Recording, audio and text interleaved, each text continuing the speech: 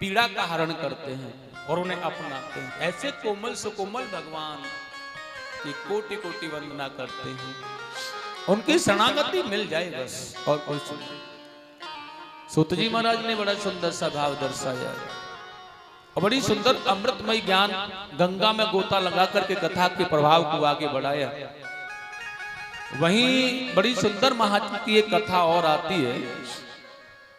उन्होंने कहा यह नारद बाबा है ना, काशी प्रयाग पुष्कर गोदावरी 8 तीर्थों का भ्रमण करते हुए वृंदावन धाम में पहुंचे। और देखिए वृंदावन में आकर के यमुना में गोता लगाया और निकल के जा रहे हैं। बड़ा सुंदर भाव है।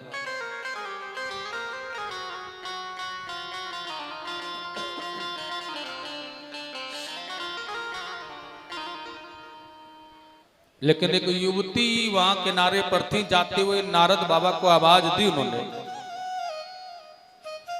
और आवाज देकर के उन्हें बुलाया है। बुला करके देखेगा बड़ा सुंदर भाव बताना प्रारंभ किया। पूछा उन्होंने कौन है आप? देख रहे हैं वो कि एक युवती बैठी है, उसके घुटनों पर सर रख करके 2 पुरुष लेटे हैं, अन्य स्त्रियां आवा कर रही हैं उनकी। नारद जी ने जाकर कहा क्यों बुलाया, क्या परेशानी है, बताओ मुझे आप। उस युवती ने कहा है मेरा नाम भक्ति है नारद, मैं द्रविड़ देश में पैदा हुई,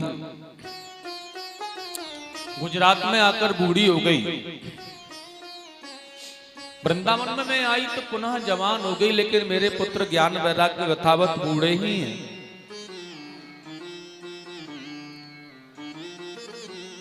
और देखिएगा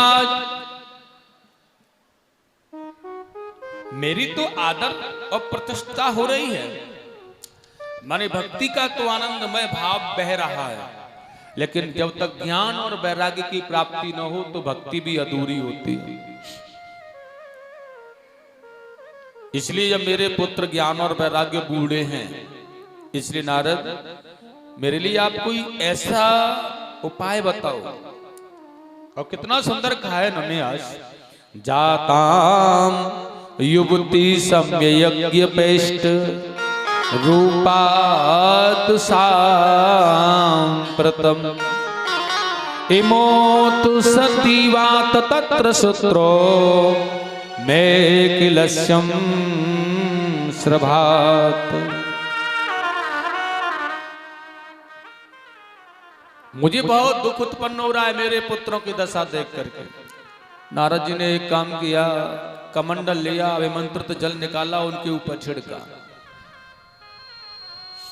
जल छिड़कने पर खड़े हो गए बेचारे, लेकिन जैसे मंत्र को बोलना बंद किया गिर गए।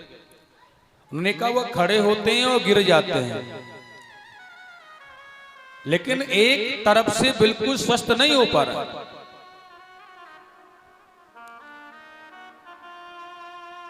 तो जब स्वस्थ नहीं हो पाए तो नारद जी ने वेद मंत्रों का उच्चारण किया, आगे बढ़े, उपनिषद पाठ किए, उपासनाएं की, यज्ञ अनुष्ठान विधान किए, वेदों का उच्चारण किया, किसी से भी कुछ भी नहीं हो पाया। उसी समय नारद जी को आकाशवाणी हुई, नारद बाबा धर्म की स्थापना करने के लिए इन्हें सत्कर्म की परिभाषा का ज्ञान कराओ। नारद जी ने कहा यह सत्कर्म नहीं है जो वेदों का उच्चारण, उपनिषद पाठ आदि पूजा की। उन्होंने कहा यह ब्रह्म के माया जाल से निकल करके केवल एक ही काम करो, सत्कर्म। नारद जी बड़े बेचैन हैं, अब गली गली घूम रहे हैं भैया। अच्छा एक बात और, नारद बाबा अनुष्ठान न कर पाए, नारद को चुनौती दी गई। देखिए नारद को भक्ति ने प्रार्थना की हमारे पुत्रों को आप स्वस्थ करो, और नारद जी ने प्रयास किया उन्हें स्वस्थ करने का। अब नारद जैसा महाज्ञानी पुरुष उन्हें स्वस्थ नहीं कर पा रहा है तो बड़ी बेचैनी नारद को हो रही है। अब गली गली में डंका बजा रहे हैं, भैया कोई सत्कर्म जानता है क्या, किसे कहते हैं? अब बेचारा जानता भी है ना तो वो बता नहीं पा रहा है, क्योंकि नारद बाबा, अब नारद बाबा पूछ रहे हैं भैया, नारद जैसा महाज्ञानी पूछ रहा है तो कैसे बताया जाए? कोई जानता है वो भी भूल जाता है।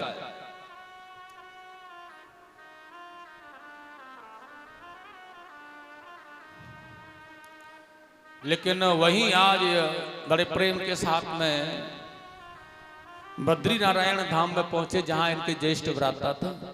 उन्हें जाकर के पूछा सत्कर्म के विषय में बताओ, तो उन्होंने कहा भैया ये सत्कर्म तो करने पर एक ही कार्य होता है। उन्होंने कहा आप श्रीमद् भागवत की कथा उन्हें श्रवण करा दो, वह पहले के जैसे थे ना बिल्कुल वैसे ही हो जाएंगे। नारद जी ने कहा यह श्रीमद् भागवत सत्कर्म में आती है। सनत कुमारों ने कहा बिल्कुल 100% आती नहीं है, पिला दो जीवन में। अगर हमारे जीवन में यह घुल जाए और हम इसे पी जाएं तो मानो आनंद ही आनंद होता है। नारद जी ने बड़े सुंदर भाव में देखेगा, क्योंकि उन्हें सनत कुमारों ने कहा कि तुम्हें कहां पहुंचना है, कहां मिलेगी, क्या करना है। सनत कुमारों को वक्ता बनाया जा रहा है, तो आनंद नामक घाट पर लेकर के आए ज्ञान भक्ति वैराग्य को। वही सनत कुमारों ने बड़े सुंदर भाव में श्रीमद् भागवत का अनुष्ठान किया है। बहुत सुंदर कथा नारद जी के द्वारा यहाँ पर आयोजन चल रहा है। महर्षि, देवर्षि, ब्रह्म ऋषि, राजर्षि, संत मुनिगण, ऋषिगण आदि अपना अपना डोला लेकर के, अपना अपना गृहस्थ लेकर के, अपने अपने परिवारों के सहित डेरे डाल करके यहाँ कथा सुनने आ रहे हैं। और सुनो, 7 दिन तक यहीं रहने का मन है, जाना नहीं है। यहीं शिविर लगा दिए गए। पहले जमाने में इस प्रकार से ऐसे कथा सुनी जाती थी, लेकिन आज के जमाने में माया का प्रभाव क्या कर रहा है। भगवान की यह माया है ना। किसी ने बड़ा सुंदर कहा है, सबको नाच नचाए गई रे माया की चिरैया,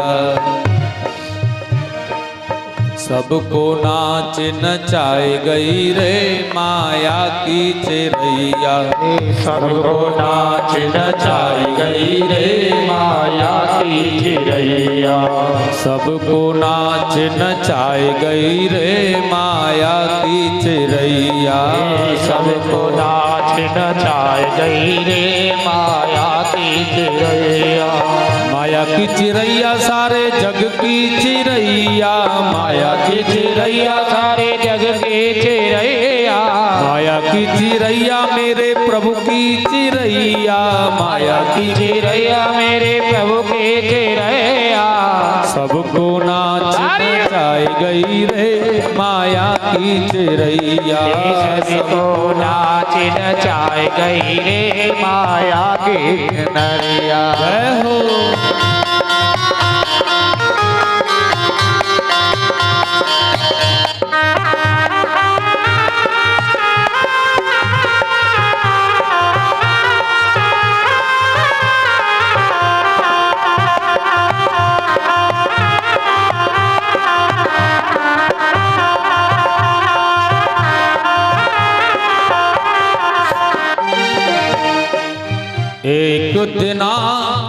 एक दिना बाली पे ये बैठी, एक दिना बाड़ी पे ये बैठी, बाली पर आकर के माया भी चिरैया बैठी।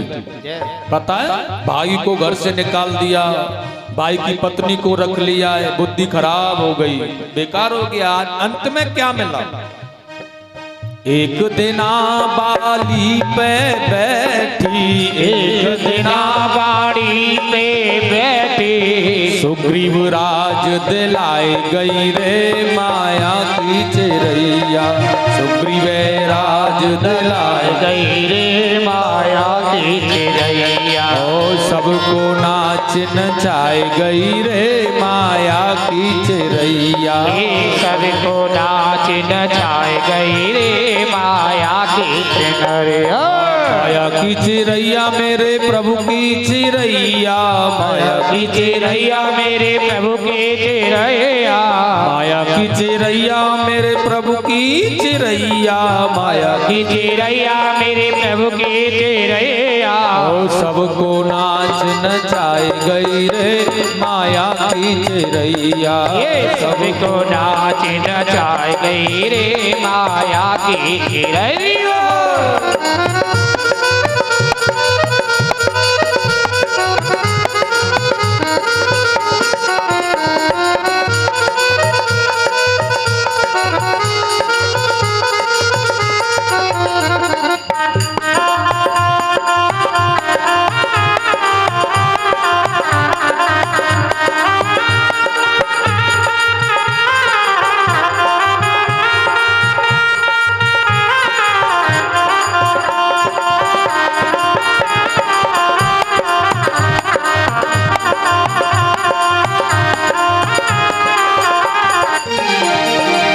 एक दिन रावण पे बैठी, एक दिन रावण पे बैठी, एक दिन रावण पे बैठी, एक दिन रावण पे बैठी, सोने की लंका जराई गई रे माया की चिरैया, सोने की लंका जलाई गई रे माया की चिरैया, सोने की लंका जलाई गई रे माया की चिरैया, सोने की लंका जलाई गई रे माया की चिरैया, माया की चिरैया सारे जग की चिरैया, माया की चिरैया सारे जग की चिरैया, माया की चिरैया सारे जग की चिरैया, माया की चिरैया सारे जग की चिरैया, सबको नाच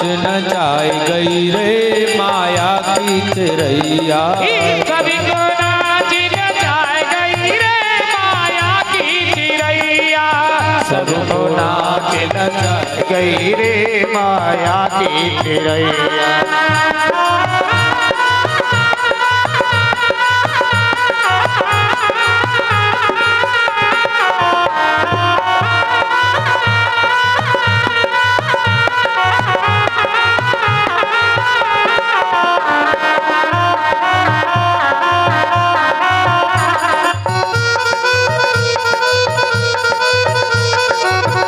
श्री राम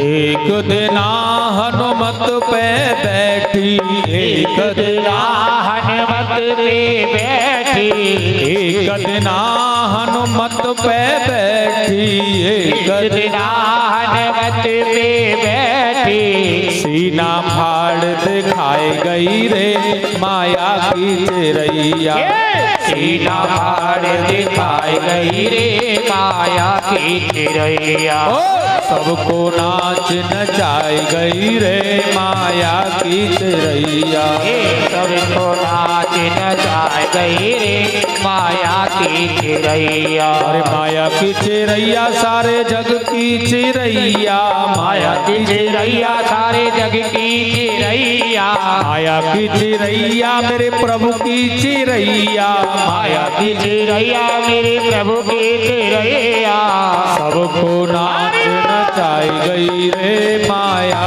की चिरैया, सबको नाच नचाई गई रे माया की चिरैया। जय हो।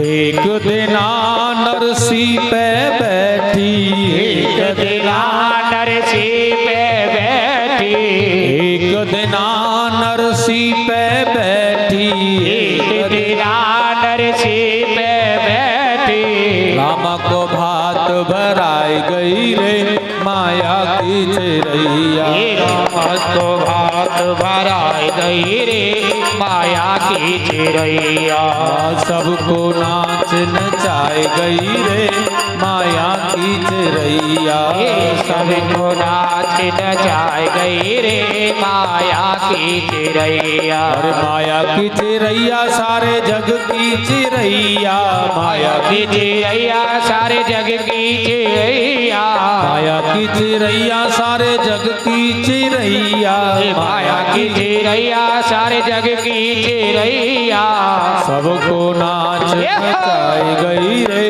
माया की चिरैया, सबको नाच नचाई गई रे माया की चिरैया।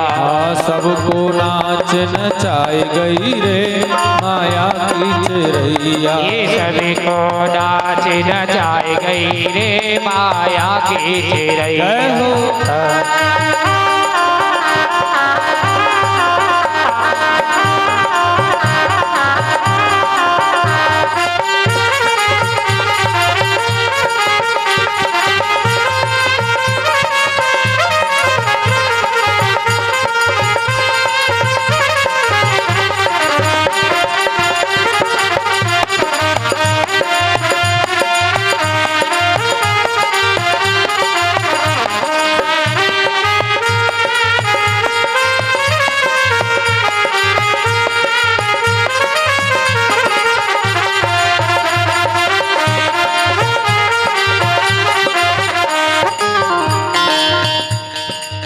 एक दिना हम सब पे बैठी, एक दिना हम सब पे बैठी, हम सब पे बैठी हाँ तुम सब पे बैठी, हम सब पे बैठी हाय तुम सब पे बैठी। एक दिना हम सब पे बैठी, एक दिना हम सब पे बैठी, भगवत कथा सुनाई गई रे माया की चिरैया। अमृत कथा सुनाई गई रे माया की चिरैया। सबको नाच नचाए गई रे माया की चिरैया। सभी तोरे नाच नचाए गई रे माया की चिरैया। ओ सबको नाच नचाई गई रे माया की चिरैया। रे नाच नचाए गई रे माया की चिरैया। सबको नाच नचाए गई रे माया की चिरैया। सभी को नाच नचाए गई रे माया की चिरैया। सबको नाच नचाई गई रे माया की चिरैया। सभी को नाच नचाई गई रे माया की चिरैया। सभी को नाच नचाई गई रे माया की चिरैया। सभी को नाच नचाई गई रे माया की चिरैया।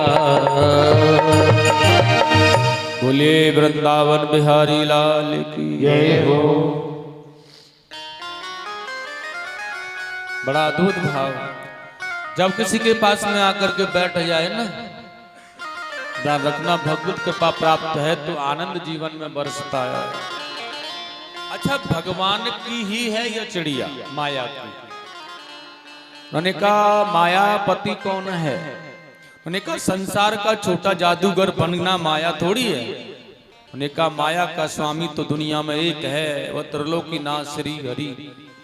जहां पर माया जिनके श्री चरणों में निवास करती है वही मायापति है।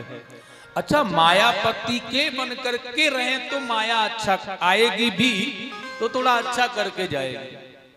अगर मायापति के न बनकर उनसे द्वेष रखें, उनसे बैर रखें तो जब माया आएगी तो फिर घुमा देगी, बुद्धि खराब कर देगी। जैसे रावण की और बाली की कर दी है?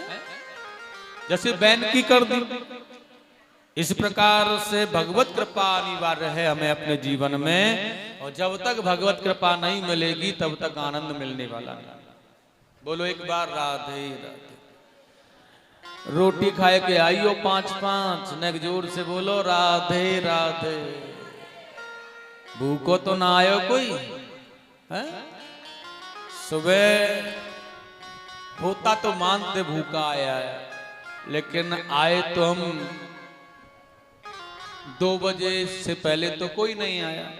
अब उसके बाद कुछ 2:15 बजे, फिर 2:30 बजे, फिर 3 बजे, 3:15 बजे, अभी क्या है 5 बजे तक आना ही आना है। फिर 5 बजे तक भी भूखे रह जाए होने का संभव ही नहीं है भाई। तो जयकारा ने जोर से बोलो। तुम्हारे जयकारा जोर से बोलने की आवाज जब जाएगी ना माइक से होकर के गांव में, तो ही तो भक्तजनों में जागृति होगी, तभी तो आएंगे ये सुनने। नहीं तो बैठे रहेंगे पापी बने घर पर, क्या फायदा। तो बोलो वृंदावन बिहारी लाल की जय हो। जय जय श्री राम। राधे श्याम। इस प्रकार से आप देखिए श्रीमद् भागवत कथा का आयोजन आनंद नामक घाट पर किया गया। भक्ति ज्ञान वैराग्य पुष्ट हुए, बड़ी सुंदर अमृतमयी नित्य किया है।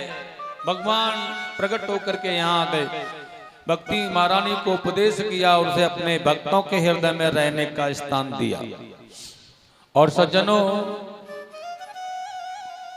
भगवान के चले जाने पर यशस्वी आनंदमय का वरदान मिला इन लोगों को।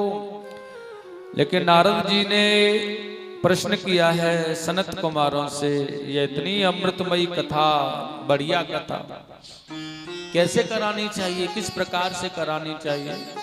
अच्छा, एक बात और, इसके श्रवण करने से कौन कौन किस किस का उद्धार हो जाता है?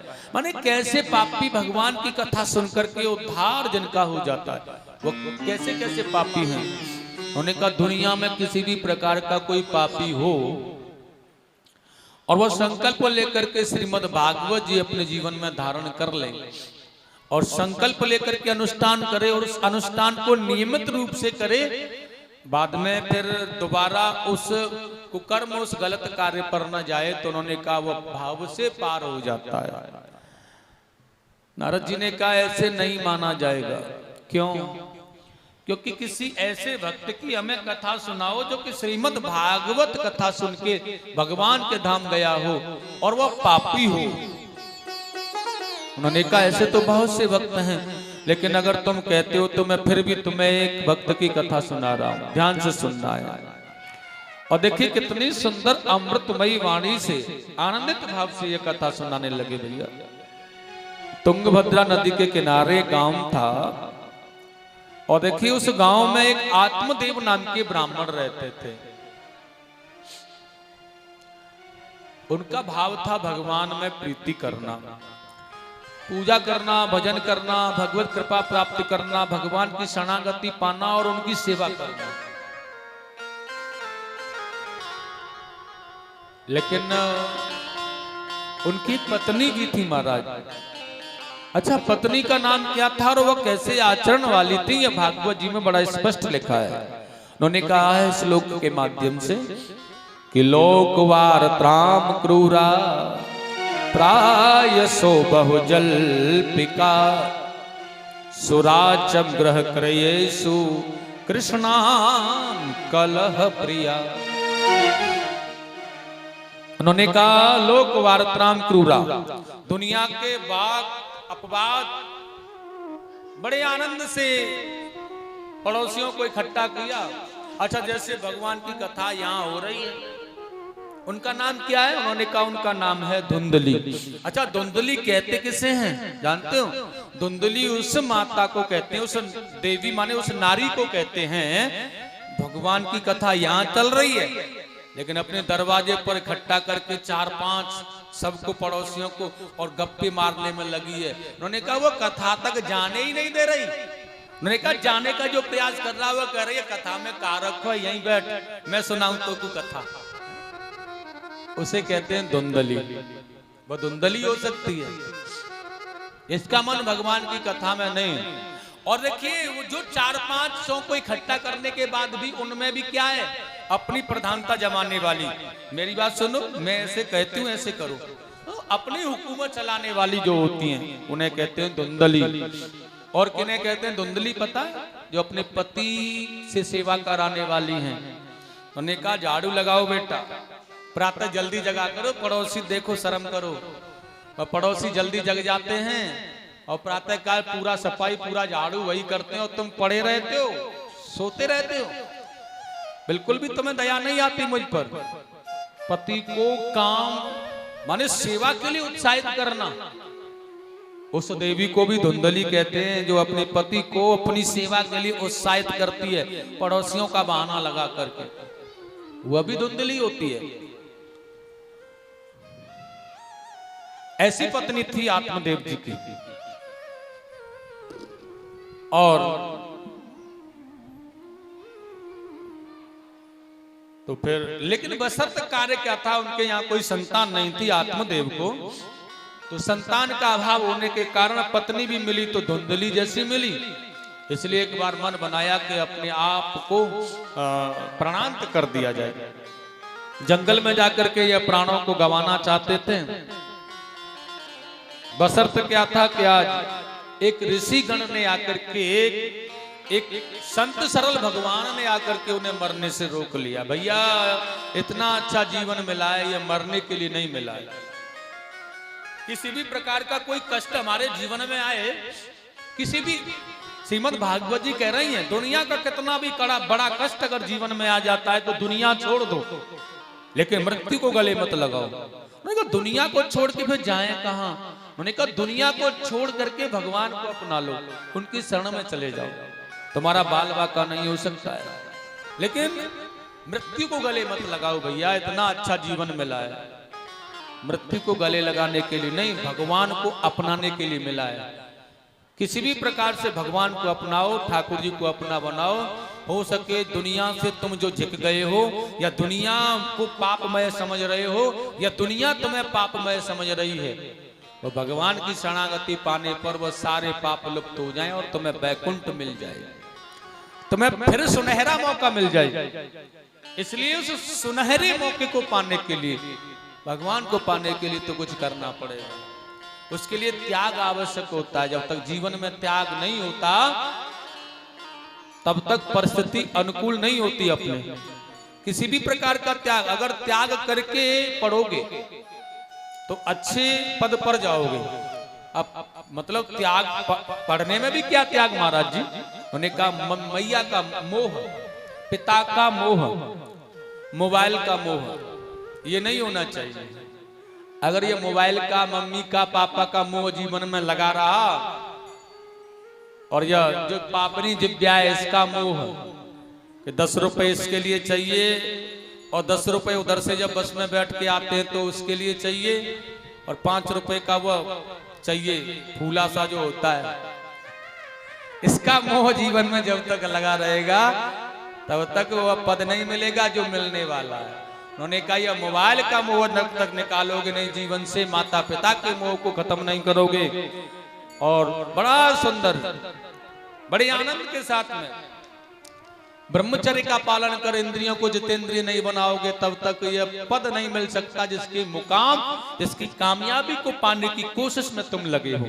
इसलिए वो तभी मिलेगा जब जीवन में त्याग होगा, और जब तक जीवन में त्याग नहीं होगा तब तक वह नहीं मिल सकता। यह 100% सत्य है। उन्होंने कहा भैया भगवान राम जी ने उस पद को पाया जो तत्व ऋषियों को भी दुर्लभ था। उन्होंने कहा कैसे पाया? मैया बाप को छोड़ा, ऐशो आराम को छोड़ा, घर परिवार छोड़ा, गुरुकुल में काम किया, तब तत्व ऋषियों के पद को पाया है। 24 घंटे तक माँ बाप नजरों के सामने से दूर नहीं हो। मैया बाप के दूर होते ही परेशानी, मोबाइल आंखों के सामने रहे बिल्कुल, फिर कहें कि हम बड़े पद पर चले जाए, नहीं जा सकते। बोलो राधे राधे राधे, जोर से बोलना पड़ेगा। राधे बिहारी लाल की जय हो। आकर के महात्मा जी ने जीवन बचा लिया। भैया जीवन इतना सस्ता नहीं है कि यूं ही लुटा दो, यूं ही मर जाओ। भजन करो, भजन नहीं होता है क्योंकि मेरे यहाँ पर कोई संतान नहीं है, तो बाबा ने देख करके कहा संतान का अभाव तो तुम्हारे जीवन में आज नहीं 3 अगले जन्मों तक भी है, तो और ज्यादा दुख होने लगा है। उन्होंने कहा फिर कैसे काम चलेगा? मैं तो अपने प्राणों को तजूंगा प्रभु, मुझे बड़ा दुख हो रहा है। तभी संत जी ने एक आम्र फल निकाला और उसे दे दिया। अगर यह फल तेरी पत्नी खा लेती है ना तो भगवान की कृपा से तेरे यहाँ पुत्र हो जाएगा। ध्यान रखना, यह पुत्र का मोह बहुत अत्यधिक होना भी संकट का कारण बन जाता है। इसलिए हमें बहुत ज्यादा पुत्रों का मोह भी नहीं करना चाहिए, माने कि संतान का मोह नहीं करना चाहिए। फल को लेकर के आए, धुंधली को दिया पत्नी को, पत्नी ने वह फल नहीं खाया, और वही सनत कुमार ऋषिगण कह रहे हैं जब वह धुंधली ने फल नहीं खाया क्योंकि वो डरती थी कि कहीं इस फल को खाने से मैं गर्भवती न हो जाऊं, पुत्र न हो जाए, क्योंकि वह समझ रही थी कि पुत्र की बेला कितनी कठिन होती है, कितना परिश्रम होता है। वो परिश्रम वह करना नहीं चाहती है, इसलिए तो धुंधली है। तो वह फल गाय माता को खिला दिया। एक पड़ोसिन से सौदा कर लिया, अविद्या नाम से धर्म की बहन बना करके उसे उसका पुत्र ले लिया समय आने पर। और देखिए उसके पति ने वह पुत्र लाकर तो दे दिया अपना, लेकिन बहुत ज्यादा धन उसे प्राप्त हुआ उसके लिए। बाकी उसके बाद में तो वही धुंधली ने अपने पति को कहलवा दिया कि हमारे पुत्र हो गया है। आखिरकार अविद्या का पुत्र जो है विद्या रूप तो नहीं हो सकता भाई, लेकिन फिर भी मिला। आत्मदेव को लगा पत्नी झूठ नहीं बोल सकती, यह पुत्र हमारा ही होगा, इसलिए बड़ा सुख, बड़ा आनंद, बड़ा उत्सव मनाया और बड़े आराम से अपने पुत्र का नामकरण करने का विचार किया। यह मेरा पुत्र है, इसलिए मेरा नाम क्या है आत्मदेव। हर पिता की इच्छा होती है मेरे संतान, मेरे बच्चे मुझसे आगे बढ़े, इसलिए मन में विचार किया यह मेरा पुत्र है, मेरा नाम आत्मदेव है, मेरे पुत्र का नाम होगा परमात्मदेव। मतलब मेरी आत्मा भगवान में रमण करती है, लेकिन मेरा पुत्र परमात्मा में रमण किया करेगा, इसलिए उसका नाम क्या है परमात्मदेव, माने परमात्मा से मिला हुआ। सज्जनों, लेकिन धुंधली ने कहा है यह पुत्र मेरा है, इसलिए आप अपने पुत्र का नाम रखना चाहते हैं तो मन में तो मेरे में भी है कि मैं भी अपने पुत्र का नाम रखूं। तुमने अपने पुत्र का नाम सोचा है तो मैंने भी सोचा है अपने पुत्र का नाम। ने कहा अपने पुत्र का नाम तुमने क्या सोचा है? धुंधली ने कहा मैंने सोचा है अपने पुत्र का नाम, मेरा नाम है धुंधली। हाँ, तो मेरे पुत्र का नाम मेरे नाम से जुड़ा है। क्या नाम है? मैंने कहा मेरा नाम धुंधली है, मेरे पुत्र का नाम होगा धुंधकारी। और सुनिए, धुंधकारी किसे कहते हैं? कौन होता है धुंधकारी? धुंधकारी नाम तो इसका रख गया, अभी यह छोटा है। आत्मदेव ने कहा कोई बात नहीं है, पुत्र तो इसका भी अधिकार बनता, जो भी जैसा नाम रख ले, लेकिन पुत्र मिल गया, ये बड़ा अच्छा हुआ। आगे चल करके देखा 3 महीने के बाद में वह गाय माता को जो फल खिलाया था उसके भी पुत्र हुआ है। स्वामी सूत जी महाराज कह रहे हैं सौनकादिक ऋषियों को जब गौ माता से पुत्र हुआ तो इस बालक का नाम रखा गया है गौकर्ण। मैंने कहा गौकर्ण क्यों? क्योंकि जब इसका जन्म हुआ था ना, ये इसके कान थे ना गाय माता के जैसे थे, गाय के जैसे कान। उन्होंने कहा और बाकी जो शरीर था ना यह मानव के जैसा था, हमारे जैसा, मानव के जैसा। इसलिए कर्ण माने कान, इसलिए जिसके कान गौ के समान है वह भी जीव गौकर्ण ही होता है। और जिसके कान भगवान की कथा सुनते हैं, कान इंद्रियां हर पल वह जो भगवान की कथा सुनते रहते हैं, और जिसकी वाणी भगवान की कथा कहती रहती है। गौ माने वाणी और गौ माने गाय। एक तो गाय के द्वारा उत्पन्न होने वाला पुत्र, कर्ण माने कान, गाय के जैसे वह गौकर्ण। एक गौ माने वाणी और कर्ण माने कान, जिसके कान भगवान की कथा सुन रहे हैं, कर्ण इंद्रियां, जिसकी वाणी भगवान की कथा पवित्र मन से सुना रही है, वह भी गौकर्ण होता है। ये दोनों वाक्य गौकर्ण जी के अंदर भरे, और ये ऐसे दोनों प्रकार से हैं गौकर्ण। आगे देखेंगे कितना सुंदर भाव है। जब इन्हें पढ़ने लिखने भेजा जा रहा है ना, तो गौकर्ण बड़े सरल भाव से पढ़ते हैं। और धुंधकारी पढ़ने भी जाता है ना, तो मार्ग में कांटे लगा देता है। मैं निकल जाऊं, बाद में आने वाले बच्चों के, विद्यार्थियों के कांटे लग जाएंगे। अच्छा, खिलाने के बहाने बच्चों को ले जाता, नन्हे नन्हे बालकों को पकड़ा, कुएं में धक्का दे करके भाग आया।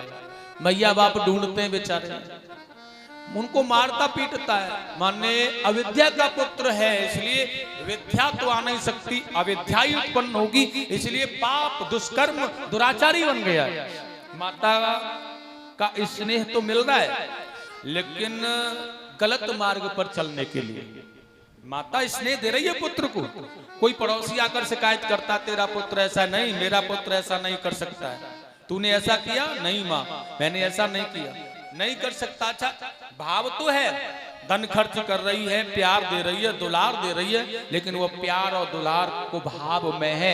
और जिस माता पिता का पुत्र पर कुभाव में प्यार रहेगा, वह संतान कभी भी सुख प्राप्त नहीं कर सकती, कभी वह माता पिता को सुख नहीं दे सकती। जिस पुत्र पर कुभाव में प्रेम होगा, ध्यान रखना, इसलिए प्रेम करो कुभाव में नहीं, प्रेममय भाव हो। पड़ोसी ने आकर के झूठ मांस के लिए भी कहा है, तुम्हारा पुत्र शैतानी करता है तो उसे ताड़ना दो तुरंत ही, आने वाले समय में करता नहीं है तो करे भी न। सरल और सत्प्रेम पर चलने का आदर्श बनाओ उसके जीवन में, तो आनंद आएगा, तो सरलता चमकेगी, तब हमें सम्मान मिलेगा समाज में। तब हमें आने वाले समय में जराम और मृत्यु जब आती है, जरा माने बुढ़ापा और मृत्यु माने काल, ध्यान रखना है, काल आएगा, बुढ़ापा आने पर जब वो आता है ना, तो बेसहारा बन जाते हैं हम, तब वो हमारे साथ की लाठी बना खड़ा रहेगा। जब इतने प्रकार की सरल भावना उसके अंदर होगी तो, और कुमार्ग रूपी प्रेम मिलेगा तो सारा नहीं बन सकता, जीवन भर धक्के खाना पड़ेगा, यही ध्यान रखना है। धक्के खाने का मतलब है दुनिया में बुराइयां और कुछ नहीं, इसलिए मेहनत ही नहीं की आपने, धक्के इसलिए खाना पड़ रहा है। मेहनत की होती तो धक्के नहीं खाना पड़ता, इसलिए जीवन पापमय बना रह गया। इसलिए जीवन को सरल बना करके सरल पथ मार्ग पर अपने बच्चों को, अपने बालकों को डालने का प्रयास करो तो जीवन सरल बन जाए। बुढ़ापा तो हर किसी पर आना है, मरना भी सभी को, लेकिन आराम से कट जाए, भगवत कृपा प्राप्त करते उसे जरा कहते हैं। काल का गाल, काल रूपी मृत्यु आए तो मतलब सहन बिल्कुल भी बिना ही कष्ट के सरल रूप में मिल जाए, उसे कहते हैं आनंद की देवी। बड़ा सुंदर भाव है।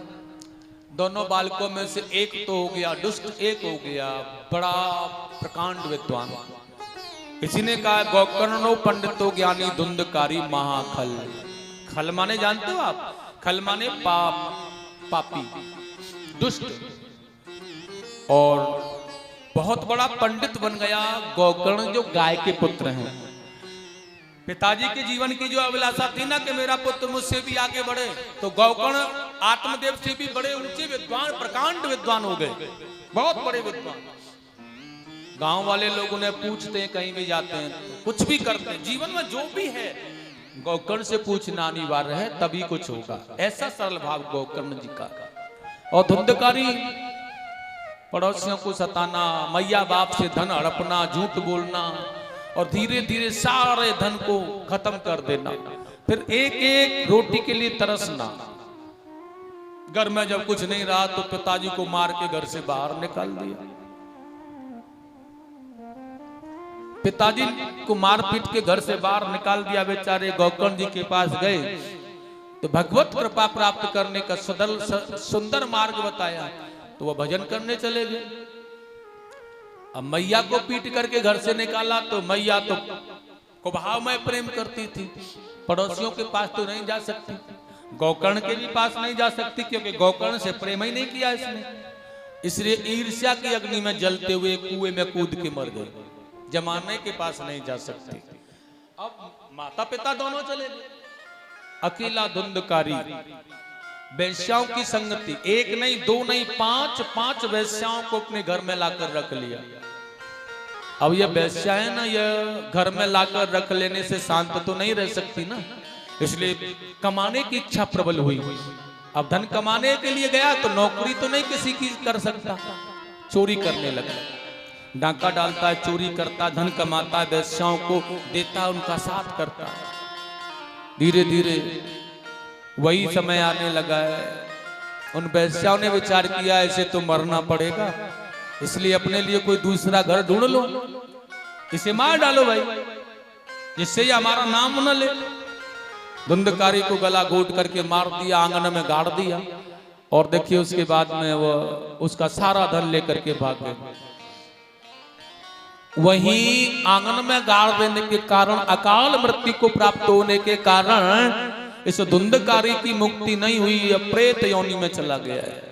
प्रेम से बोलो राधे राधे राधे राधे। वृंदावन बिहारी लाल की जय। ठाकुर जी ने कृपा की है, कोई बात नहीं है। तो गोकर्ण जी जब तीर्थ यात्रा से बहुत समय बाद लौट करके आए तो देखा घर पर यह धुंधकारी प्रेत योनि में चला गया था, इसलिए आवाजें बहुत बुरी बुरी करने लगा है।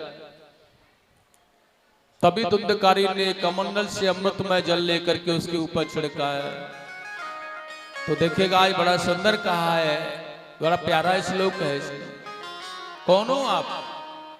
तो धुंधकारी कहने लगे, अहम भ्राता तयोमस्मि धुंधकारीत नामतः स्वयि कैनैव दोषेण भ्रामतमुनासितं मया। भगवान की कथा में इंद्रदेव तो प्रसन्न होंगे, और जिसको विशेष कार्य है, जिसकी मिर्च सूख रही है धूप में, वही भाग करके जाना, क्योंकि वो फिर कुट नहीं पाएंगी, सील जाएंगी ना। अच्छा, भैंस बन रही हो तो मत जाना, वो नहा लेगी। अच्छा, वस्त्र भी सूख रहे हो तो भी मत जाना, क्योंकि जाड़े का समय नहीं है, आज नहीं तो कल सूख जाएंगे, लेकिन धो जाएंगे। और तुम भी जाने का विचार मत करना, क्योंकि इतने तो इस बरामदे में आ ही जाओगे, है ना। तो तुम भी मत जाना, नहीं ज्यादा होगी तो कमरे में घुस देंगे, तो तुम्हारा भी नहीं। अच्छा, किसी की हानि अगर होती है घर पर तो चले जाना। उसके लिए कहा भाई हानि में नहीं, हानि में तो चले ही जाओ। अब तुम एक भजन सुनो प्यारा सा, तब तक शांत हो जाएंगे गिरिराज जी महाराज। भीतर आ जाओ और अपना अपना आसन भी लेते आना।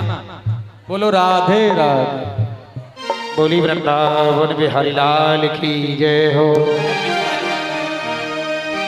श्री राधा। Hello hello. अरे तेरा दर तो हकीकत में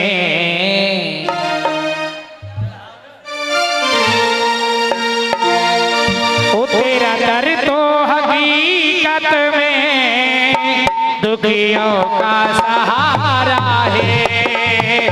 तेरा दर तो हकीकत में दुखियों का सहारा है। ओ तेरा दर तो हकीकत में दुखियों का सहारा है। तेरा दर तो हकीकत में दुखियों का सहारा है।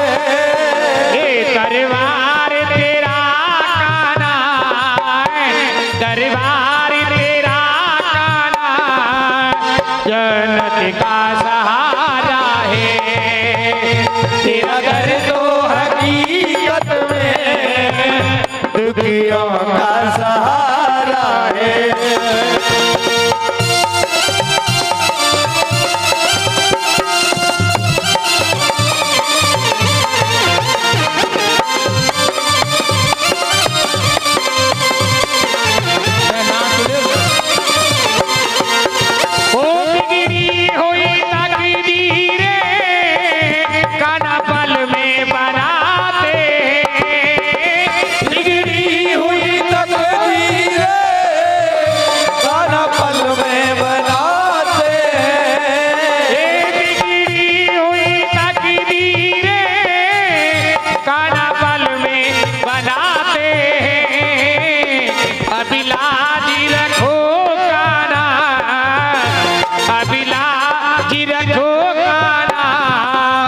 हमें सबने पुकारा है।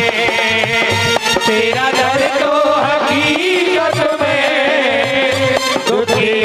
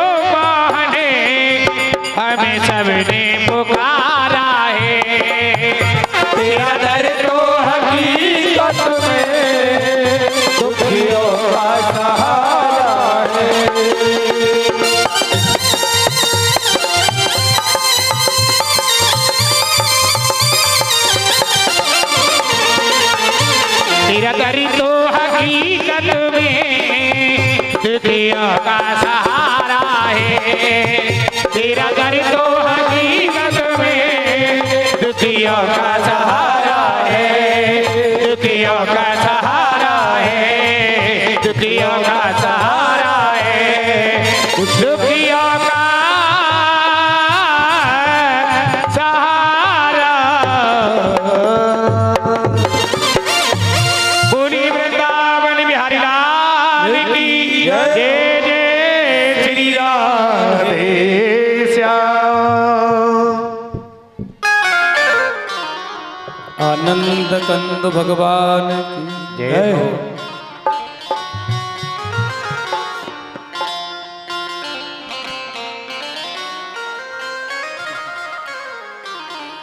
अरे नेक देर बरामदे में खड़े आ जाओ काय को भीज रही हो। अब इतने तो तुम हो नाच दोगे तो जल्दी चलो जाएगो।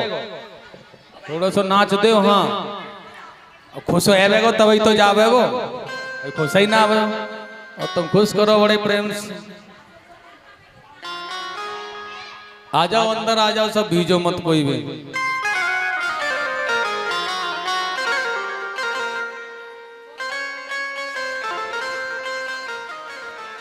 नाचोगे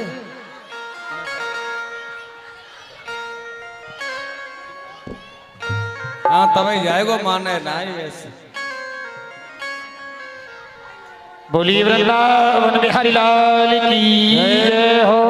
जय जय श्री राधे श्याम।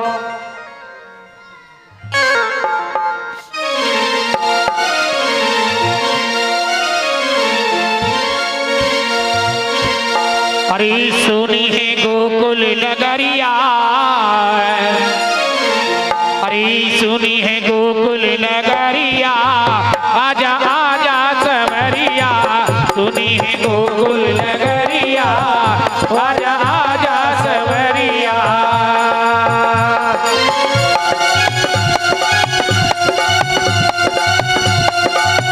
सब नाचो सब।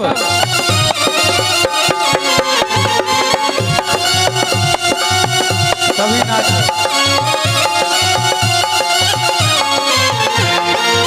सुनी है गोकुल नगरिया, आजा आजा सवरिया। सुनी है गोकुल नगरिया, ओ आजा आजा सवरिया, आजा आजा सवरिया, आजा सवरिया, आजा आजा सवरिया, आजा आजा सवरिया। सुनी है सुनी है सुनी है गोकुल नगरिया, आजा आजा सवरिया। सुनी है गोकुल नगरिया, ओ आजा आजा सवरिया।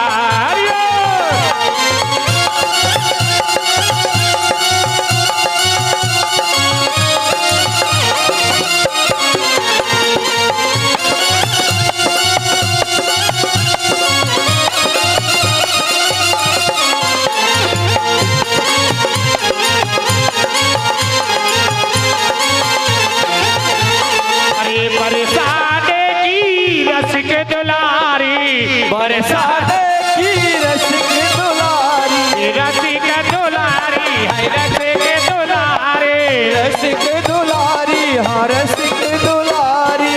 बरसाने की रस के दुलारे, बाल बाल छब की छवि प्यारी। सखियां सखियां देखे नगरिया, आजा आजा सवरिया। सुनिए गोकुल नगरिया, हो आजा आजा सवरिया।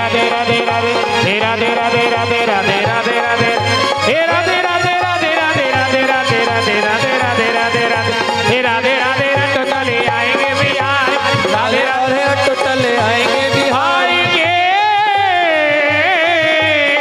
बिहार जय जय श्री राम है। कमाल की बात है, बंद कर दो तुम अंदर। बैठ जाओ, सभी बैठ जाओ अपने अपने स्थान पर। अरे भक्ति में शक्ति होती है भाई।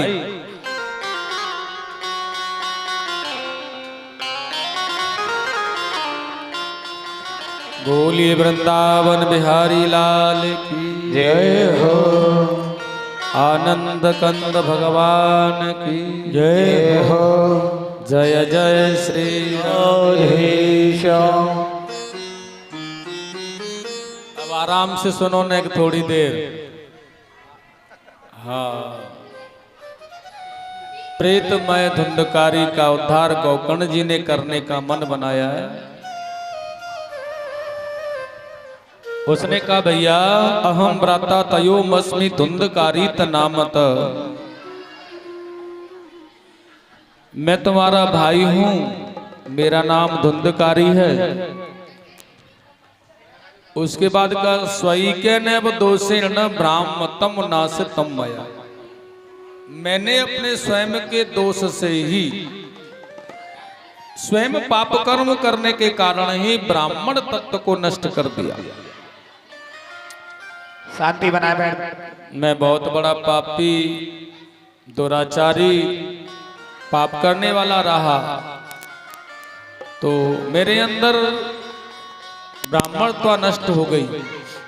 आज आपकी कृपा हुई है तो मैं कुछ बोल पा रहा हूं। भैया मेरे जीवन को मुक्ति कैसे मिलेगी, आप ही कुछ कर सकते हो। गोकर्ण जी ने, सूजी महाराज ने कहा आज प्रातःकाल होने पर ब्राह्मणों से, गुरुजनों से पूछ करके कहा है कैसे मिलेगी गोकर्ण या धुंधकारी को मुक्ति। तो बड़ा सुंदर सा भाव है भैया। सभी ने एक बात बड़ी अच्छी बताई है कि धुंधकारी की मुक्ति का एक ही साधन है, श्रीमद् भागवत कथा।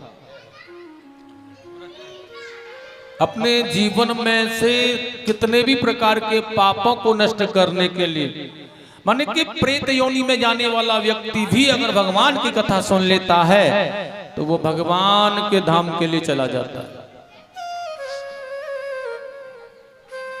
श्रीमद् भागवत जी का आयोजन गोकर्ण जी ने कराया।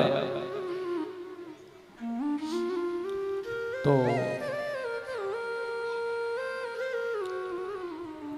आह्वान किया धुंधकारी का, तो वह जगह बैठने के लिए नहीं मिली, तो मंडप के ही सहारे अब आह्वान कर रहे हैं। तो प्रेत का जो स्थान होता है वह भगवान के स्थान पर नहीं होता है। उन्होंने कहा जहां ठाकुर जी विराजमान हो वहां प्रेत नहीं बैठ सकता उस स्थान पर।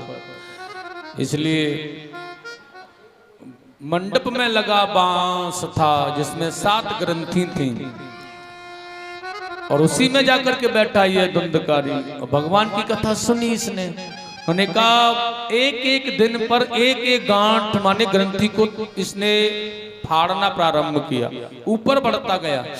मान के चलो, और 7वीं ग्रंथि को फाड़ने के बाद यह बड़ा सुंदर दिव्य स्वरूप में आकर के भगवान के पार्षद विमान लेकर आए और उसमें बैठ के चला गया। तो ध्यान रखना, इस कथा से सीखने मिल रहा है हमारा जीवन है 7 ग्रंथियों का एक बांस, जिसमें 7 ग्रंथि हैं। और देखिए यह जीवन रूपी से बांस की 7 ग्रंथि रूपी चक्र को जो पूरा करता है, ध्यान रखना है, उसी को भगवान श्री हरि के पार्षद लेने आते हैं।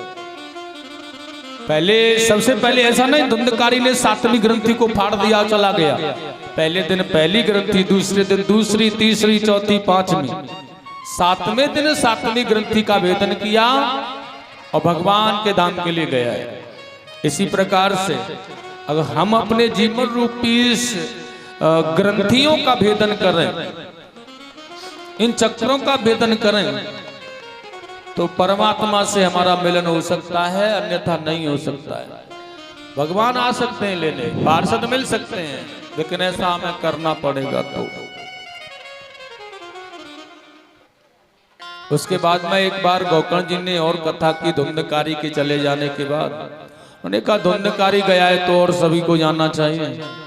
श्रावण मास का महीना था, कथा का आयोजन किया, सभी ने मन से कथा श्रवण की।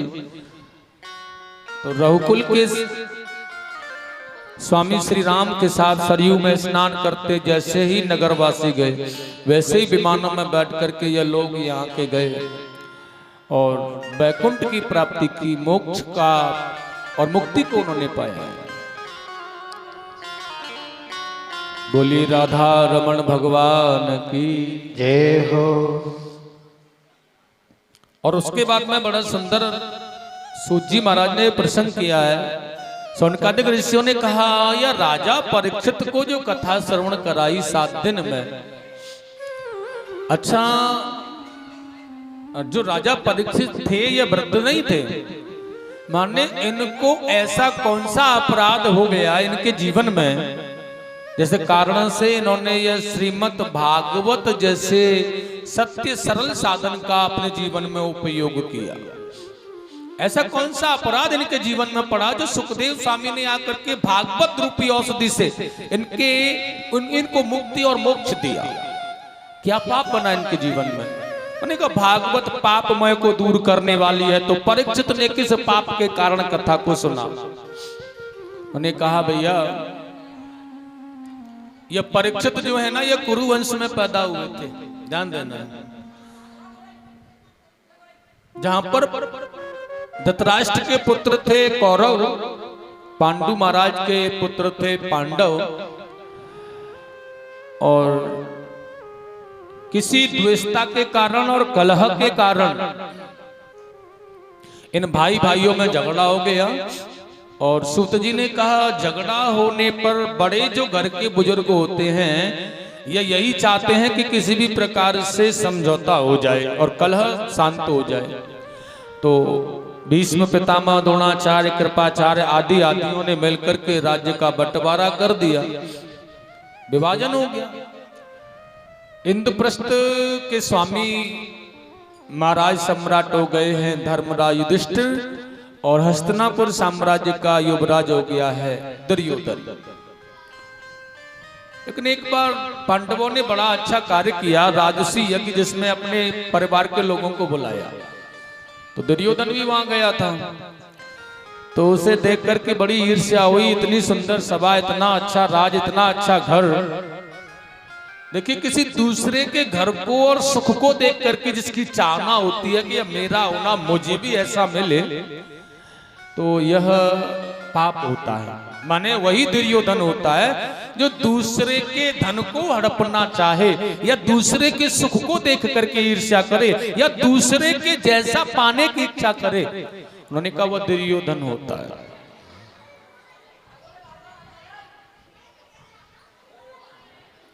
इतना अच्छा मौसम, इतनी सरल हवा है, इतना सुंदर भाग्य तुम्हारा, कितनी सुंदर आनंद की वेला है। याऊ अमृतमय गंगा में गोता न लगाओ तो डूब के मर जाओ का पोखर में। हाँ या में भी गोता न लगाओ तो फिर कहां? कितना सरल भाव है, इतनी शांति प्रदान मिल रही है। बोलो एक बार राधे राधे राधे राधे। जोर से बोलो जाते तब आ जाए ना रे। वृंदावन बिहारी लाल की जय हो।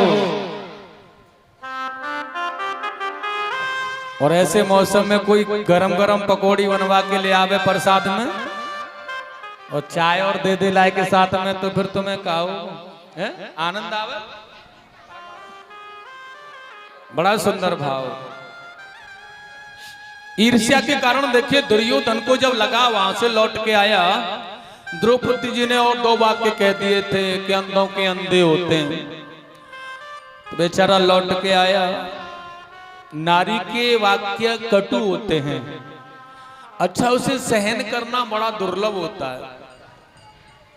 आकर के अपने मामा से योजनाएं बनाकर तैयार कराई और चौसर का खेल खेलने के लिए पांडवों को बुलाया हस्तिनापुर। और सम्राट युधिष्ठिर जी को आमंत्रित पत्र भेजा गया, तो ऐसा नहीं कि वो ना आए। आने पर वह शर्त है, जब खेल प्रारंभ हुआ तो दुर्योधन ने ऐलान किया, मेरी तरफ से जो पासे फेंकेंगे मेरे मामा फेंकेंगे। अच्छा वह जानते नहीं थे कि शकुनी के पास में मायावी पासे थे, लेकिन बशर्त यह संसार का जो जीव है ना भैया, जब अपने आप में अभिमान ढूंढता है और अभिमान करता है तो उस मायापति को भूल जाता है। और उन्होंने कहा जब उस मायापति को यह भूल जाता है तो संकट जीवन में आ ही जाता है। दुर्योधन ने कहा मेरी तरफ से पासे फेंकेंगे मामा शकुनी। पांडवों को उसी पल याद कर लेना था, हमारी तरफ से जो पासे फेंके जाएंगे वो हमारे कन्हैया फेंकेंगे। लेकिन अहंकार, सम्राट हैं हम दुनिया के, कंक। और देखिएगा यह इस खेल के निपुण और बहुत ही आनंददायक निपुण खिलाड़ी हैं धर्मराज युधिष्ठिर जी महाराज। किसी ने कहा कभी कभी जो तैरने वाला होता है वही डूबता है। उसने कहा जो तैरना कम जानता है वह अंदर नहीं जाएगा गहरे जल में। उसने कहा मुझे तैरना नहीं आता, मैं तो सीढ़ियों पर ही स्नान करूंगा। और जो ज्यादा तैरना जानता है वही भीतर लहरों में जाता है और अंदर की लहरों में लुप्त हो जाता है। उसने कहा भैया बहुत ज्यादा अभिमान जब जीवन में आता है तो परमात्मा नहीं मिलते, कष्ट मिलता है। पांडवों को लगा कि हम खेलने में बहुत होशियार खिलाड़ी हैं। धर्मराज युधिष्ठिर ने पासे फेंकना प्रारंभ किया और गोविंद को बुलाना भूल गए, भगवान को नहीं याद किया। और दुर्योधन ने चालाकी से अपने मामा शकुनी के पासों के द्वारा वो सारी बाजियां जीत गया। दाव में घर, ताज, राज, हीरे, मोती, जवाहरात, सेना, थल सेना, जल सेना, सब हाथी घोड़े और अपने आप को भी दाव पर लगा दिया गया। अंत में द्रौपदी को भी दाव पर लगा दिया और धर्मराज युधिष्ठिर सब कुछ हार गए। तो सज्जनों सारा का सारा दुर्योधन का हो गया। और जब दुर्योधन का हो गया तो द्रौपदी और पांडवों का बड़ा अपमान कराया इसने। द्रौपदी को वस्त्र हरण करने का आदेश किया गया। उसने जब विनम्र भाव से भगवान को बुलाया तो वह आकर के करुणामयी सरलता के साथ में उस कार्य को पूर्ण करते हैं। और उसके बाद में देखिएगा इन पांडवों को 12 वर्ष का वनवास और 13 वर्ष का अज्ञातवास दिया गया, इस शर्त पर कि यह घर के अपने लोग हैं, अपने घर के लोग हैं, इसलिए इनका राज्य वापस कर देंगे, इनका राज्य लौटा देंगे। लेकिन पहले दंड, इन्हें परिणाम जो इन्होंने किया उसका तो दंड मिलना चाहिए। इसलिए 13 वर्ष का वनवास, उसमें 12 वर्ष वनवास, 1 वर्ष अज्ञातवास, यह पांडवों ने भगवान कृष्ण की कृपा से पूरा किया। अभी वहां याद नहीं किया तो कष्ट मिला, अब याद किया तो 13 वर्ष रूपी कष्ट को ऐसे सहन कर गए जैसे कि अपने राज्य में अपने घर में बैठे हैं। प्रेम से बोलो राधे राधे, नहीं कि जोर से बोलो। मैं कहा भैया काय परेशान कर रहे हो, अपने घर को जा। बढ़िया बात है महाराज, कथा में तो कथा सब रहेगी। जा कथा पर आप बारिश सुनाओ कथा का, पहले दिन यही बढ़िया सब कथा है।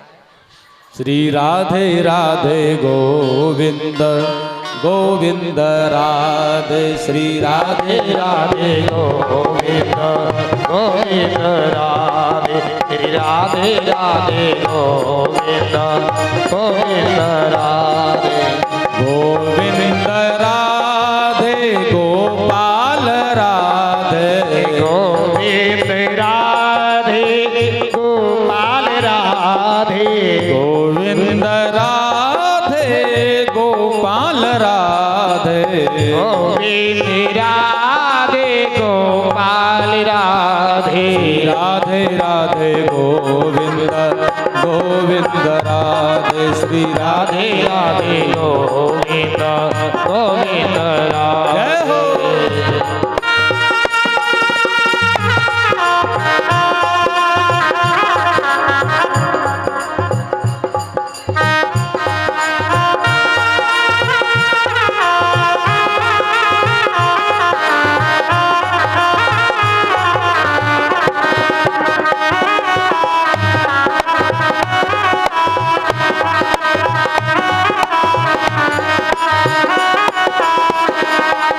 गोविंद राधे बोलो गोपाल राधे गोविंद राधे बोलो गोपाल राधे गोविंद राधे गोपाल राधे गोविंद राधे गोपाल राधे राधे राधे राधे गोविंद गोपाल राधे श्री राधे राधे गोविंद गोपाल राधे राधे राधे गोविंद गोविंद राधे राधे राधे गोविंद गोविंद राधे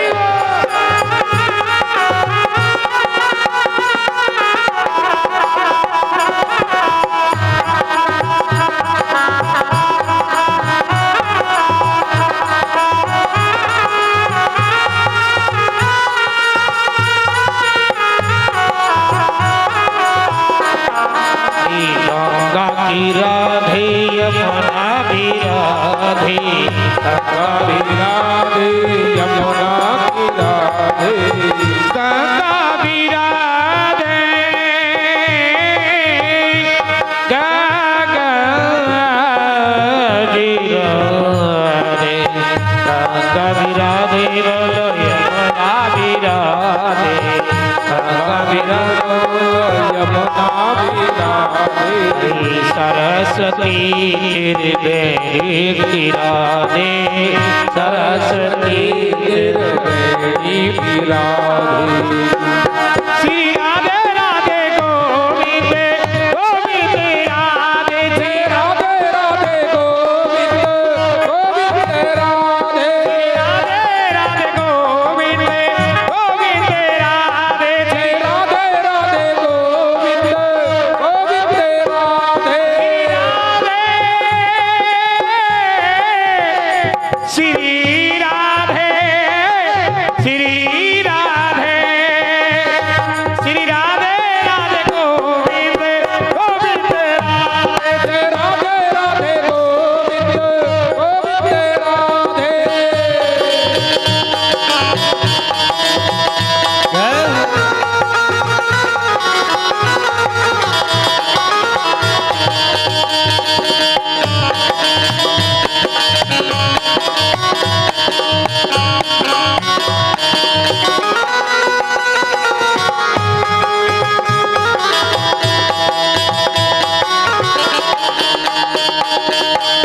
गोविंद राधे गोपाल राधे गोविंद राधे गोपाल राधे गोविंद राधे गोविंद राधे गोपाल राधे गोपाल राधे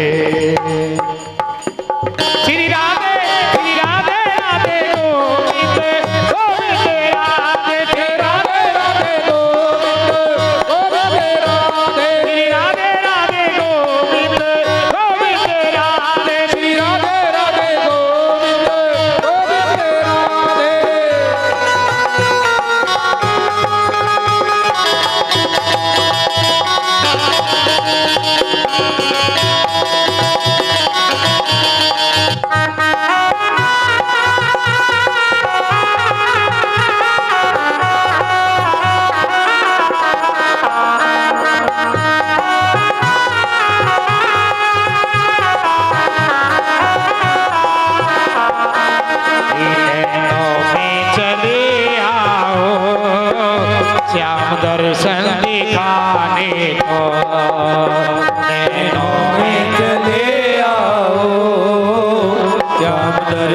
दिखाने को।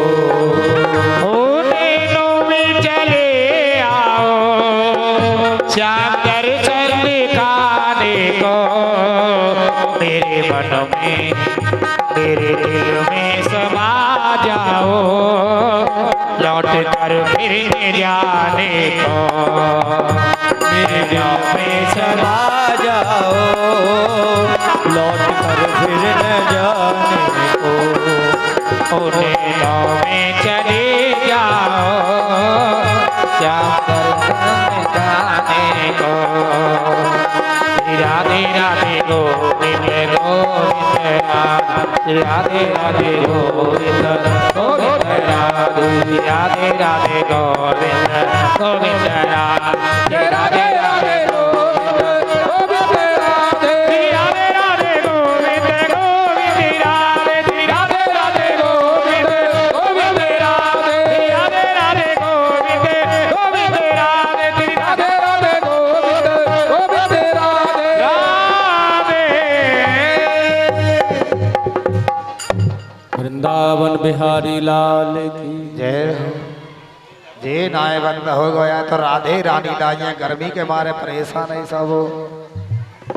बड़े आराम से खड़े खड़े सुनो, कितना सुंदर भाव है। देखिए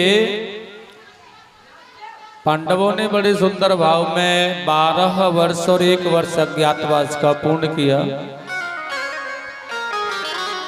और उसके बाद में जब दुर्योधन ने उनको राज्य देने से मना कर दिया तो भगवान श्री कृष्ण शांति दूत बन करके गए। लेकिन फिर भी दुर्योधन जब कुछ देना नहीं चाहता है तो महाभारत के जैसा युद्ध हुआ है। उन्होंने कहा जब भगवान को हम समर्पण करना नहीं चाहते और काम क्रोध मोह लोभ जैसे मत्सरों से हम घिर जाते हैं तो काल रूपी महाभारत का युद्ध हमारे जीवन में होता है और उसमें विनाश के अलावा कुछ नहीं होता है। इसलिए काल की विजय प्राप्त होती है। इसलिए उस समय केवल शेष में रहना है और धर्म की प्रीति रखनी है तो हमें अपने इंद्रियों को प्रबल करके मन को संयम में लगा करके बुद्धि का साथ लेकर के कृष्ण रूप भगवान गोविंद का स्मरण करें तो काल रूपी यम को भी हम जीत सकते हैं जैसे कि पांडवों ने जीता और 18वें दिन दुर्योधन की जंगा को तोड़ दिया। महाभारत का युद्ध अंतिम था। विजयश्री को पाकर के पांडव बड़ा उत्सव मना रहे थे। सूत जी महाराज ने कहा उसी पल द्रोणाचार्य के पुत्र अश्वत्थामा आए। दुर्योधन ने अश्वत्थामा से वार्ता की और देखिएगा उसे तिलक करके भेजा है। मेरे शत्रुओं का वध करके कैसे भी तुम मुझे ला करके उनके सर दे दो तो मैं आराम से मर सकूंगा। अश्वत्थामा ने मन बनाया रात्रि में मारने का पांडवों को। तो सूत जी ने कहा आज विजयश्री और विजयरथ की प्राप्ति को उत्सव और आनंदित करने के लिए भगवान पांडवों को लेकर के चले गए। और अश्वत्थामा ने द्रौपदी के छोटे छोटे बालकों को मार करके दुर्योधन को ला करके दिया। स्वामी सूत जी ने कहा दुर्योधन ने जब भीम के उस सर को देखा है ना तो उसे जैसे ही हाथों में लेकर पकड़ा और फोड़ने के लिए चाहा तो यह बड़े प्रेम से बड़ा सुंदर पका हुआ जैसे खरबूज होता है ऐसे उसे पकड़ के मिसल दिया और वह टूट गया। दुर्योधन जान गया 10,000 हाथियों का बल रखने वाला भीम का सर यह नहीं हो सकता है। सज्जनों बड़ा हताश दुर्योधन हुआ कि द्रौपदी के पुत्र मारे गए, मेरे पुत्र और भाई मारे गए, पांडवों को मरना है, कुरुवंश का विनाश महाभारत के युद्ध से हुआ है, इसका जिम्मेदार मैं हूं। इसलिए प्रायश्चित करके भगवान को अपने आप को समर्पण करने लगा है। अंत समय पर भगवान का नाम आने से मुक्ति मिल गई है। लेकिन पांडवों ने अश्वत्थामा को पकड़ के द्रौपदी के चरणों में डाल दिया है। मृत्यु दंड देने का विचार लेकिन भगवत कृपा द्रौपदी जी ने, सूत जी ने कहा, अश्वत्थामा को जीवन दान दिया और इसे छोड़ दिया है आज। लेकिन उसके बाद अश्वत्थामा ने उत्तरा के गर्भ पर ब्रह्मास्त्र का प्रयोग किया है। इस पर भगवान ने आकर के गर्भ शिशु उत्तरा के बालक की रक्षा की और उसके प्राणों की रक्षा कर, उस शिशु की रक्षा कर पांडवों को हर्षायित आनंदित दिया। सो जी महाराज ने कहा, धर्मराज युधिष्ठिर को सम्राट पद मिला है, सभी बड़ा कुशल और आनंद प्रिय हैं। लेकिन वही आज भगवान द्वारिका के लिए गमन कर रहे हैं, जा रहे हैं, तो कुंती ने बड़ी सुंदर स्तुति की है आज ठाकुर जी की। कृष्णाय वासुदेवाय हरे परमात्मने प्रणत क्लेश नाशाय गोविंदाय नमो नमः। नमः पंकज नाभाय नमः पंकज मालिने नमः पंकज नेत्राय नमस्ते पंकजाग्रय। बड़ा सुंदर भाव से भगवान को मनाया। हे कमल नयन, अरुण कमल की सुंदर माला सुशोभित होने वाले हे कृष्ण, वसुदेव कुलभूषण, यशोदा के लाला, हे गोपाल, हे चक्रधारी, हे गोविंद, मैं आपके चरणों में वंदन करती हूँ। तभी भगवान ने आज प्रसन्न होकर के कुंती को वरदान देना चाहा और सूत जी ने कहा, वह वरदान कुंती ने मांगा जिसे दुनिया में कोई नहीं मांग सकता है। अगर मुझे आप देना चाहते हो तो प्रभु केवल मेरे जीवन में दुख हो, आपत्तियां हो, ऐसा वरदान दो। आगे भगवान ने भीष्म जी महाराज को तृप्त और आनंदित किया। उन्होंने परलोक में गमन किया, आकर के द्वारका को संभाला, भगवान गोलोक धाम के लिए गए। उसके बाद में पांडवों ने उत्तरा के गर्भ से उत्पन्न होने वाले बालक परीक्षित को राज्य देकर के स्वर्गारोहण किया। सूजी ने कहा, राजा परीक्षित ने धर्म की स्थापना करते हुए सत्य भाव से संचालन किया है राज्य का, और बहुत सुंदर भाव में देखिए धीरे धीरे धर्म की स्थापना, ऋषि मुनिवर गण ब्राह्मणों की सेवा, अनेक यज्ञ इन्होंने गंगा के किनारे पर किए। 4 पुत्रों के पिता हैं, इनका विवाह हुआ है। दुनिया के सम्राट हैं परीक्षित जी महाराज। 48 वर्ष की उम्र होने जाने के बाद इनके जीवन में कलिकाल माने कलयुग का प्रवेश हुआ। तो देखिए इन्होंने कलयुग को रहने के लिए 4 स्थान दिए हैं। मदरा पान जहां होता है पहला स्थान, जुआ खेला जाता है या दूसरा स्थान, और देखिए मदरा मांस खाया जाता है, जीवों की हत्या की जाती है, तीसरा स्थान, और ईर्ष्या करना, हिंसा करना और वैश्यागमन करना या चौथा स्थान। बहुत प्रार्थना करने पर आज उसके गुण पर रीझ करके 5वां स्थान स्वर्ण का दिया है। लेकिन कलयुग ने भी मन बनाया है, राजा को पापी बनाओगे तो प्रजा पाप करेगी। इसलिए आज परीक्षित के मुकुट में सवार होकर के कभी न खेलने वाले शिकार, राजा के मन में शिकार खेलने का भाव आया। सूजी महाराज ने कहा, लेकिन कोई शिकार न मिलने पर उन्हें अंधेरा हो रहा है, संध्या वंदन का समय हुआ। समीक ऋषि के आश्रम से होकर गुजर रहे थे तो अपना कोई सत्कार और सम्मान न पाने पर उन्होंने एक मृतक सर्प को उनके गले में डाल दिया और लौट करके अपने राज्य में आए, जिससे समीक पुत्र श्रृंगी ऋषि ने आज राजा परीक्षित को श्राप दिया है, राजन आज से ठीक 7वें दिन आकर के तुम्हें तक्षक सर्प डस लेगा और तुम्हारी मृत्यु हो जाएगी। समीक ऋषि के शिष्यों ने जाकर राजा परीक्षित को बताया और परीक्षित जी ने आज अपने पुत्र जन्मेजय को राज्य देख करके गंगा के तट पर आया करके बहुत सुंदर भाव में बाण प्रस्थ धारण किया, अपने जीवन को सरल बनाया। 7 दिन में मुक्ति का साधन ढूंढने का उपाय सोचा और बैठे आसन लगा करके कि कोई तो भगवान की कृपा होगी जिससे मुक्ति मिलेगी।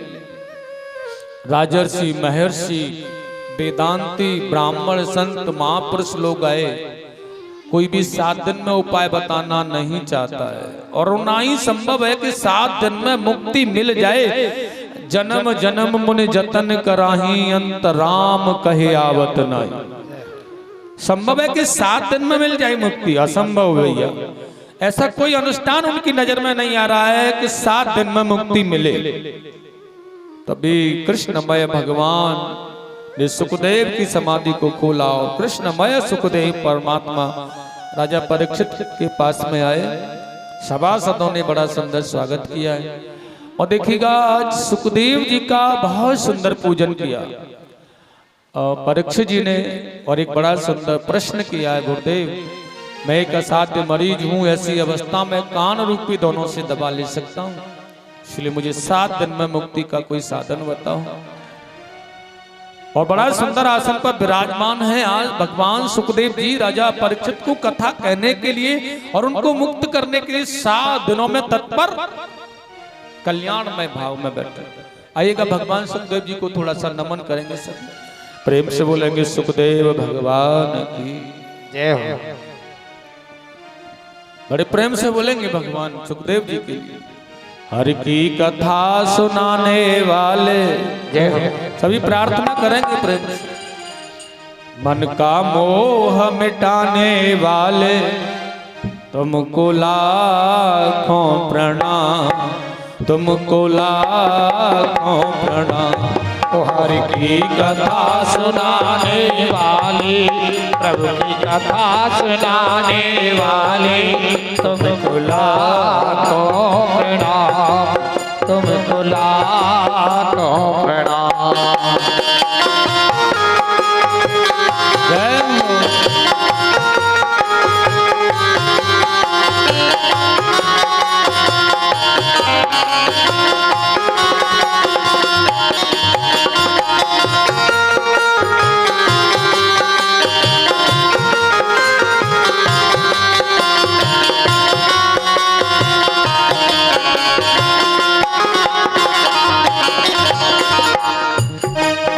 हम ढूंढ रहे थे वन में, प्रभु तुम बैठे थे मन में। हम ढूंढ रहे थे वन में, खुद को बैठे चितवन में। हम ढूंढ रहे थे वन में, कल को बैठे चितवन में। अमृत सुधा पिलाने वाले, अमृत सुधा पिलाने वाले, तुमको लाखों प्रणाम, तुमको लाखों प्रणाम। तुमको लाखों प्रणाम, तुमको लाखों प्रणाम। हर की कथा सुनाने वाले, प्रभु की कथा सुनाने वाले, तुमको लाखों प्रणाम, तुमको लाखों जय हो।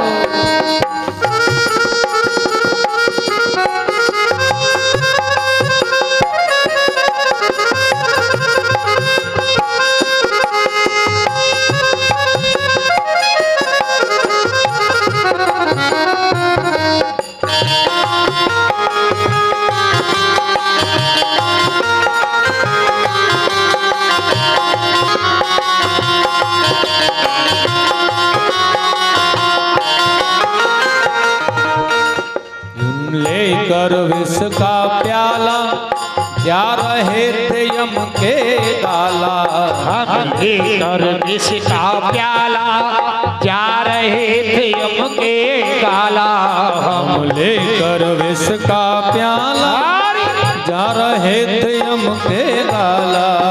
हम लेकर विष का प्याला, जा रहे थे यम के गाला। बंधन सभी छुड़ाने वाले, बंधन सभी छुड़ाने वाले, तुमको लाखों प्रणाम, तुमको लाखों प्रणाम। तुमको लाखों प्रणाम, तुमको लाखों प्रणाम। हर की कथा सुनाने वाले, कल की कथा सुनाने वाले तुमको लाखों प्रणाम, तुमको लाखों प्रणाम।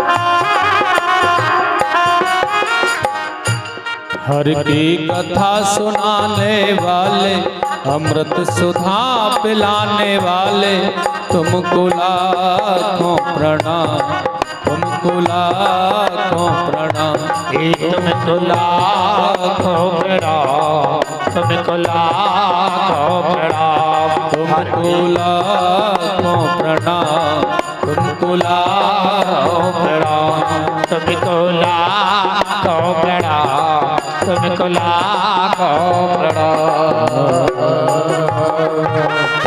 बोलिए सुखदेव भगवान की जय हो। बड़ा अद्भुत आनंद, जोर से बोलो जयकार। वृंदावन बिहारी लाल की। इंद्र देवता ज्यादा प्रसन्न है रो भैया, जाएगो ना हटके।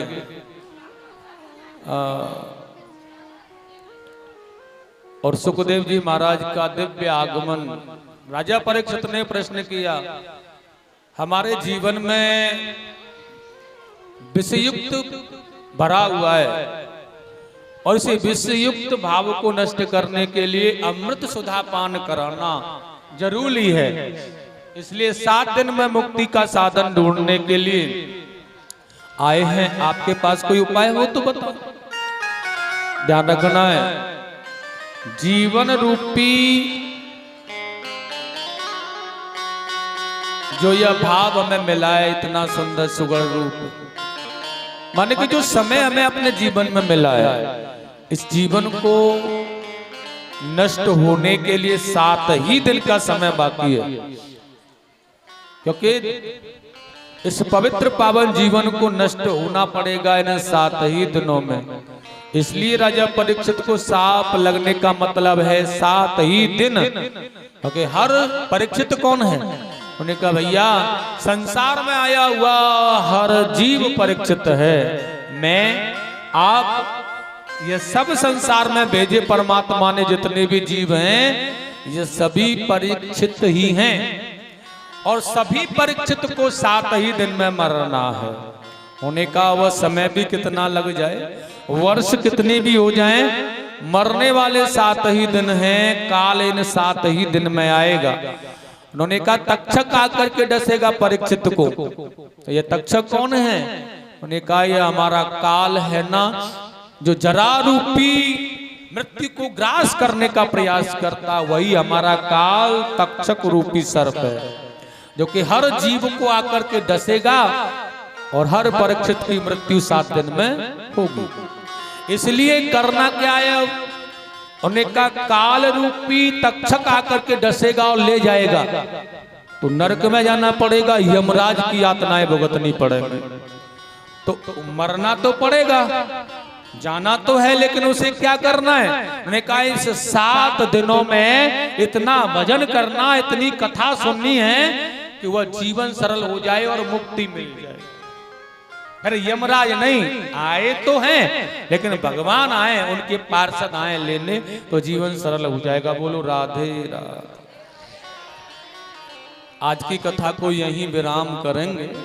मौसम का भाव बढ़ रहा है और तुम भी भीग रहे हो, तो मैं भी परेशानी हो, प्रसाद भी न भीग जाए तुम्हारा, क्योंकि अब ध्यान भी तुम्हारा वहीं जा रहा है। प्रसाद बांट दें ब्याज जी तो चले जाएं घर के लिए। तो भैया एक थोड़ा सा भजन होगा, नाच कूद के जाओ, तब ही जाने दूंगा, नहीं ना जान दे रहो, यहीं बैठो कबरा में। इसलिए बड़े प्रेम से नाच कूदो, इंद्र देवता प्रसन्न भये। भैया भगवान तब प्रसन्न होते हैं जब खुशी होती है, और भगवान को खुशी होती है तो प्रसन्न होते हैं। अच्छा, जब वह प्रसन्न होते हैं तो देवादि इंद्रों को भेजते हैं, जाओ वर्षा करो, तब भगवान की कृपा से वर्षा होती है। लेकिन है परमात्मा, उनके सेवक हैं इंद्रादि देवता। जब वो प्रसन्न हुए, आहुतियां पड़ी यज्ञ में, देवताओं को आहुतियां मिली, भोजन मिला। भूखा व्यक्ति से कहें कि भैया सर पर बोरी लेकर के चलेगा क्या? नहीं चलेगा। भोजन मिल जाए और फिर कहें कि भैया चला, वो लेकर तो चला जाएगा। आज देवताओं को यज्ञ में प्रसाद मिला है, भोग मिला है, आहुतियां आपने दी हैं, और भोजन जब उन्हें मिल गया तो वह प्रसन्न हो गए, अपने अपने सवार पर सब खड़े होकर के चलने लगे और देखो अपना अपना काम कर रहे हैं। इंद्र ने बरसाना चालू कर दिया। इसलिए सभी प्रेम से आनंद से झूमते हुए चलेंगे और उसके बाद आरती करेंगे। जय जय श्री राम।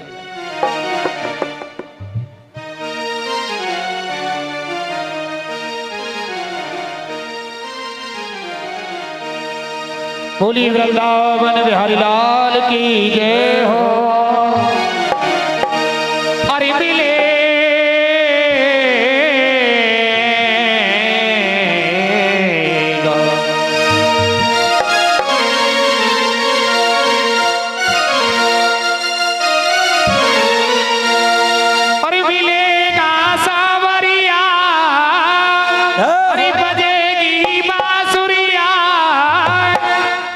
जन में आने बोली रे, तू राधे राधे बोली रे।